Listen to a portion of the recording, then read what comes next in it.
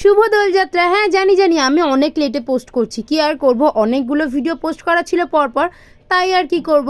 Ready হয়ে তো বাইরে বেরিয়েই পড়েছিলাম, আর এদিকে আমার মুখটা বেজার হয়ে যাওয়ার একটাই কারণ, ওখানের ওই ছেলেগুলো ফিচকেরি দিয়ে এমনভাবে জল মেরেছিল, মানে ওই রঙগুলো মেরেছিল যেটা আমার গায়ে লাগার থেকে বেশি কানের মধ্যে ঢুকে গেছিলো।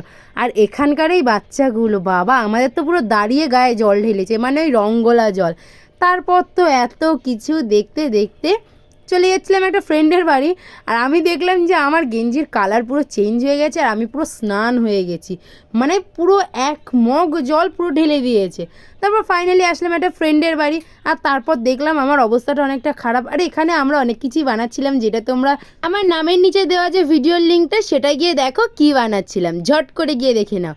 আর তারপর তো একটু খাওয়া দাওয়া করে অনেকটা দুপুরও হয়ে গেছিলো, আর বেরিয়েও পড়েছিলাম, গেছিলাম দিদি বাড়ি। দিদিদের এখানে ঢোকার আগে একরকম অবস্থা ছিল, এসছি আর একরকম করে। আমি তো ভূত সেজে বাড়ির দিকে রওনা দিলাম, তোমরা কিন্তু চ্যানেলটা ঝট করে সাবস্ক্রাইব করো। টাটা।